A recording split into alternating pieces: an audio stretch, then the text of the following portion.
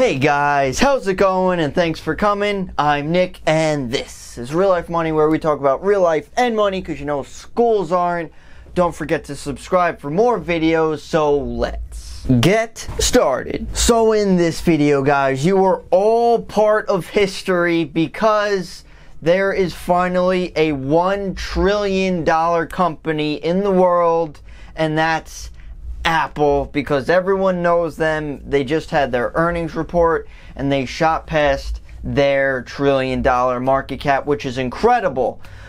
Huge amount of money, obviously, but I wanted to go over, is Apple stock still a buy at the $1 trillion level? So we'll be looking at their numbers, their fundamentals, their price and value, and all that good stuff, guys. But first, I wanted to tell you I actually did a similar video to this one. I just checked, it was like 10 months ago, going over this exact topic, actually, if you should buy Apple stock, and I went into the analysis of it back then. So I'll show you a chart of what they did in the past year. So you can see right now they are over the $200 level, over the $1 trillion level. Year to date, pushing toward 23%, and over the 1 year change is over 30%. So around my 10-month video is definitely over 30% at this point. Now, just to zoom back for a little bit to show you how Apple actually performed over the past 5 years, you can see they returned over 200%.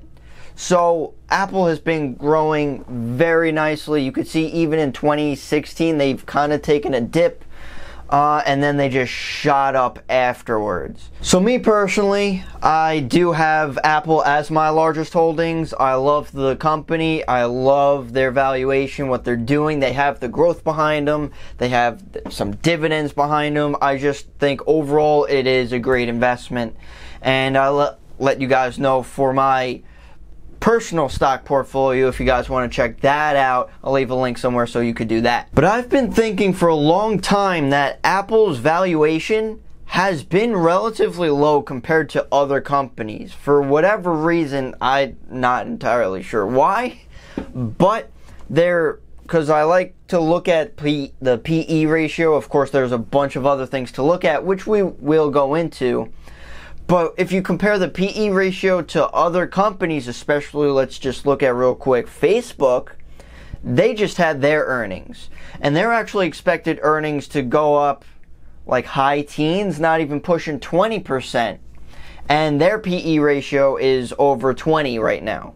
When you look at Apple, they're equal to, if not greater growth than Facebook, lower PE. So I think that's very interesting. So I think there is still growth behind Apple, and it's just incredible. But moving into some other things we have going on here, you could see finally that $1 trillion market cap right over there. This is their year-to-date chart, by the way. Their PE at this level is just under 19. You could see their dividend is a 1.4%. And I don't always like to go by 1 year target estimates. I always mention this because I don't like to go off of other people's thoughts. But I do like to see what they are thinking. So they're looking at a 214 range. Now, I've been a holder of Apple stock for a few years now, and I've been kind of just building my position over the long run. And my most recent purchase was actually in February during the correction. I'll go real quick back to the chart. You could see earlier in the year there was a correction of the overall market, including Apple. They dropped, and I thought that was a buying opportunity. So I shoveled in a few grand into there, and it rebounded. Kind of was like lagging for a little bit, but then it continued up and up. So let's get right into their earnings real quick. We can see their Q3 EPS was at $2.38, which beat expectations by 16 cents. Their revenues were $53.3 billion, which is up 17.4% year over year, and shares did amazing when they actually beat earnings. That day they were up I want to say over like 4 or 5%. So this goes into a little bit more detail with their individual business or departments within Apple. We could see their device shipments around half the page down. They have the iPhone, for 41.3 million, compared consensus was 42, and last year was 41, so slightly up from last year. iPads, you can see slightly up from last year. Mac is slightly declining. I feel like that's been going on for a little bit, but iPhone is definitely the main dog in Apple, and I definitely want to share with you guys the services down below. There is an incredible growing department within Apple. Services grew 31% over the year to an all-time high of $9.5 billion. So it's just not like an iPhone business. There are multiple departments and services, like you just saw, growing over 30%, and that includes like the App Store, iTunes, and of the such. So that's incredible, and they're continue to grow that, and that's like almost free cash flow. Looking at some more statistics, we have beating the record of all time, finally $1 trillion market cap. But again, looking at their price to earnings, I like looking at their multiples. Right now, like we saw before, it was under 19, but their forward PE is 15, and you could see their 52-week change of over 30%, which is over double of the S&P 500. Now, with those low multiples and with that growth behind them, I think it's very interesting. With that type of growth, I would kind of expect a higher multiple. So that's why I thought, especially 10 months ago, I always thought they were at least like fairly valued, maybe undervalued a little bit, and we saw with that increase with this earnings report. And I just want to reiterate, this growth with this size of company is actually incredible, because as a company grows larger, the growth declines, because once you're so big, it's harder to become even bigger. But Apple is continuing to grow, which is incredible. But of course, you know, it has that growth potential, but also that kind of dividend income potential, which is why I like them even more. So they could stay steady and you're still getting dividends, and they have a stupid amount of cash, so they're going to continue paying those dividends out. They're probably going to raise them as well. But let's look at their revenue. You can see back from 2014. And they've been having a very steady, well, not very steady. There was a drop in 2016, and that followed with the stock price, but they rebounded from there. Coming over to their net income, which is one metric that I love to look at as well. They've been, of course, there was a drop like we saw before with the revenue, but they have been rebounding. You can see the chart to the right. Now, I know one concern that a lot of people and investors and just everyone in general, because Apple is so huge, we all know about them. But when they were announcing their new iPhone, iPhone X, iPhone 10, whatever you want to call it, I still don't know what it is.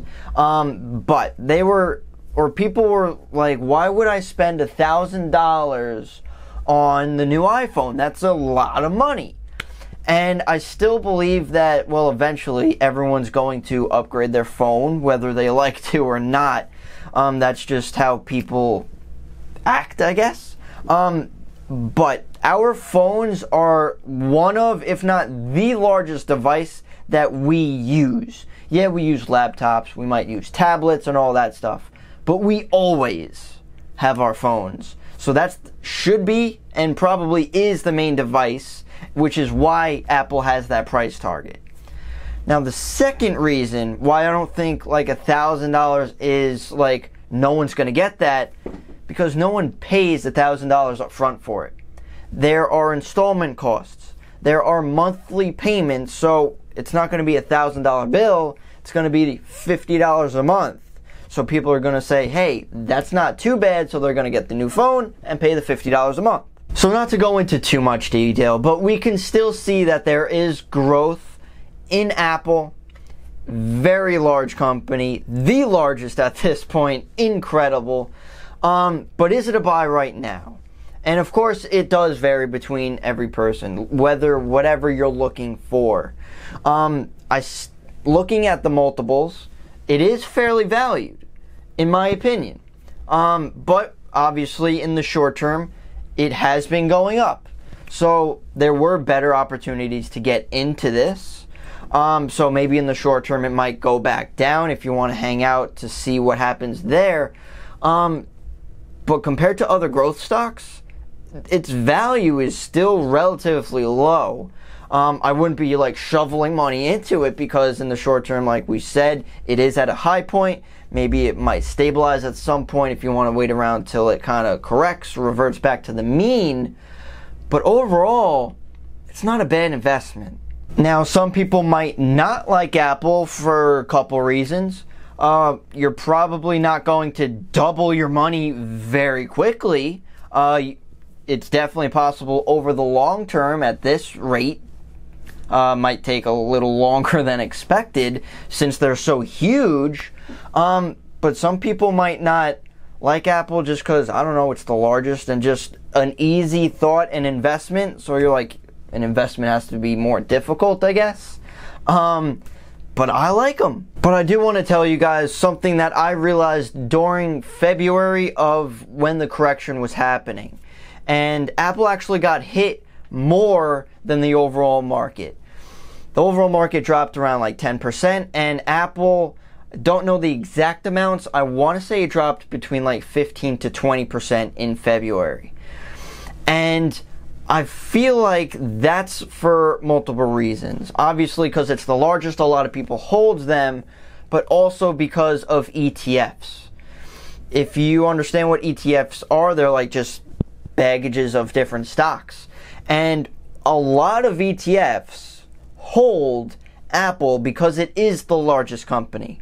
So whether people are scared of the market or beginning investors that are scared of the market, they could pull out of Apple stock itself or an ETF that holds Apple. So I think that could hurt Apple even more than, I guess, expected. So that's what was interesting and why I kind of scooped up some shares during the correction. But definitely keep an eye on them. If there is some type of dip, that could definitely be a buying opportunity because there is still amazing growth with Apple. Maybe not amazing, but it's there. But my two main suggestions is, of course, doing our own research to understand if Apple is the right investment for us.